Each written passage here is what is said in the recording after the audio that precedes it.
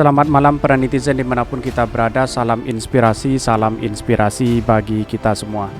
Ini cukup menarik sekali dari berita ya, dari Gelora. Anies Baswedan makin dipilih saat pemerintahan Jokowi dinilai gagal. Ini sangat menjadi spekulasi ya di masyarakat. Tentu ini apresiasi luar biasa kepada Anies Baswedan hari ini disambut luar biasa di mana-mana begitu kan, sehingga elektabilitas Anies Baswedan naik luar biasa begitu, dan bahkan di Twitter sangat ramai sekali seperti ini. Ini di Twitter, Anies Baswedan makin dipilih saat pemerintahan Jokowi dinilai gagal ini.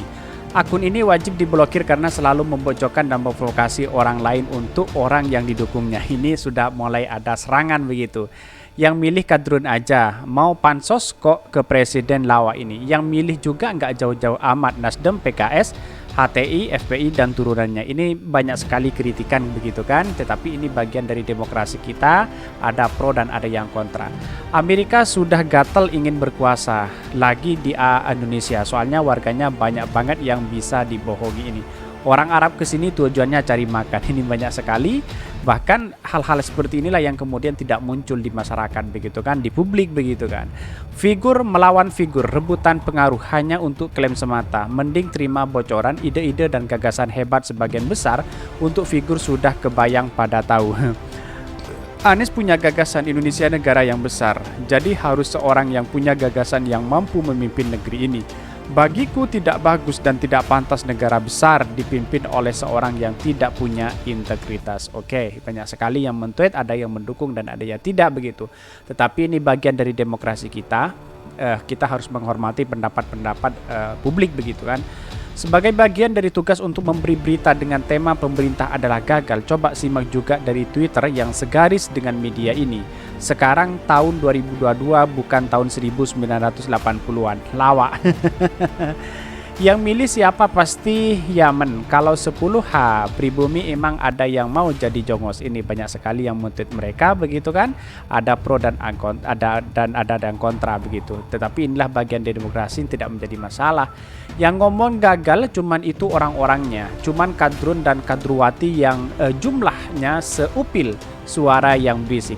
Akun ini memang hadir untuk Anies, adminnya bisa tim sukses atau simpatisan ormas, jadi wajar kalau nih info kayak gitu-gitu terus. Berita sampah kata Bung Fahri, media hoax. Opininya mengadu domba antara Pak Anies dan Pak Jokowi, padahal pesan Pak Anies agar jangan memecah belah dan mempersatukan bangsa. Ini sama begitu kan, antara buzzer dan cebong juga melakukan seperti ini begitu kan. Tetapi inilah demokrasi kita harus menghormati satu sama lain. Berbeda pendapat itu wajar-wajar aja menurut saya pribadi. Tetapi kami hanya mengedukasi siapapun Anda bangsa, mari kita dukung bersama-sama. Yang penting dia punya prestasi dan memberkahi bangsa kita begitu kan. Kira-kira seperti itu begitu kan. Banyak sekali yang men-tweet berita ini begitu kan. Ingat, yang milih hanya kelompok kadrun, maka nggak akan pernah jadi presiden sampai kapanpun ini. Lembaga survei kredibel menyebut kepuasan publik terhadap pemerintah Jokowi di atas 60% dan bahkan survei terakhir SMRC mencapai 73,2%, artinya Anies bakal ambruk dong. Lah ambruk di mana begitu kan? Juga elektabilitas Anies Baswedan juga naik begitu kan, semuanya kan naik begitu kan. Ini banyak sekali.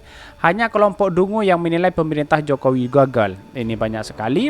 Tetapi kalau melihat dari situasi infrastruktur hari ini, kita lihat publik bisa menilai sendiri seperti apa begitu kan.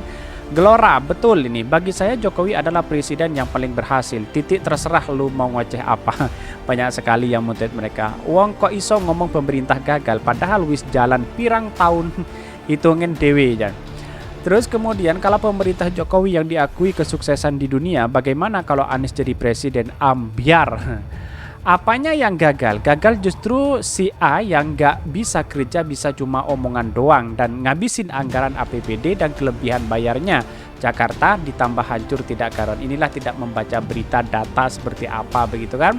Bahkan prestasi-prestasi Anies Baswedan kalau melihat di situasi Jakarta saat memimpin DKI Jakarta, ya banyak prestasi Anies Baswedan begitu kan. Dan inilah yang kemudian kalau orang-orang terlalu benci kepada siapapun, maka ya seperti ini omongannya begitu kan. Inilah yang harus kita memberikan edukasi kepada masyarakat bahwa persoalan hari ini adalah persoalan demokrasi, mari kita bangun bersama-sama begitu kan.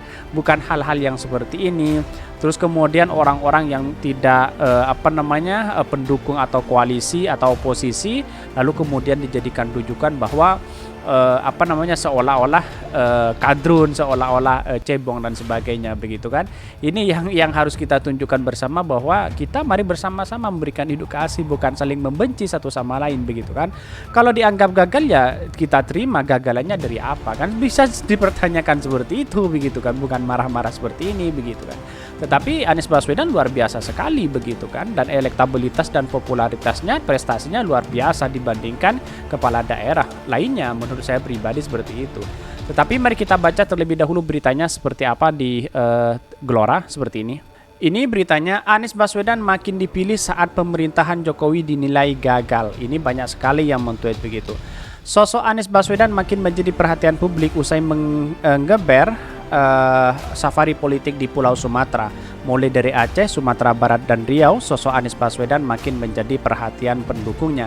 Tidak hanya bagi pendukungnya, mereka yang belum sepakat dengan aktivitas tersebut pun mempertanyakan agenda Anies tersebut. Belakangan penggunaan jet pribadi dipakai Anies Baswedan dalam safari di 3 daerah tersebut pun dibahas. Bahkan sementara pengamat tata negara Refli Harun mengungkapkan agenda yang dilakukan Anies ialah hal yang wajar dilakukan bagi mereka yang serius untuk menjadi calon pemimpin bangsa. Refli mengakuan kemenangan Anies Baswedan akan semakin besar jika sosok Ganjar Pranowo terlambat mendeklarasikan diri, mengingat sampai kini hanya sosok Gubernur Jawa Tengah tersebut yang hanya mampu menyaingi Anies Baswedan. Meski ada sosok Prabowo Subianto yang juga bisa menyaingi Anies Baswedan dan Ganjar Pranowo. Anies sudah tidak lagi gubernur, sekaligus sudah deklarasi. Kedatangan Anies sudah bukan lagi pejabat negara, ujar Refli Harun di kanal YouTube-nya. Menurut Refli Harun, Anies pun 3 kemenangan saat dibandingkan Ganjar dan Pranowo selain sudah tidak lagi menjabat negara sehingga tidak pakai anggaran negara. Anies Baswedan pun sudah didukung partai politik. Kan Ganjar masih menjabat gubernur, sambung Refli. Kemenangan Anies juga dinilai sebagai gelombang balik dari ketidakberhasilan pemerintah Jokowi ini ya. Kemenangan Anies juga dinilai sebagai gelombang balik dari ketidakberhasilan pemerintah Jokowi atau Joko Widodo. Elektabilitas Anies akan terus meningkat seiring penilaiannya ketidakberhasilan Presiden Jokowi. Anies akan terus naik yang seperti teori Bandul. Sepanjang Presiden Jokowi dianggap tidak berhasil, Anies tidak akan terus naik. Anies akan terus naik. Sepertinya masyarakat menyandang harapan, imbuh Refli. Gelombang balik, sambung Refli kemudian. Refli ini juga menyinggung Prabowo dan Ganjar masih menjadi pejabat negara sehingga tidak lagi leluasa Anies Baswedan seleluasa Anies Baswedan. Ia pun menyarankan agar Prabowo dan Ganjar sebaiknya mundur dari jabatan yang melekat dari keduanya. Karena rakyat pun bisa meminta pertanggungjawaban atas uang negara yang dipakai, sambung Refli.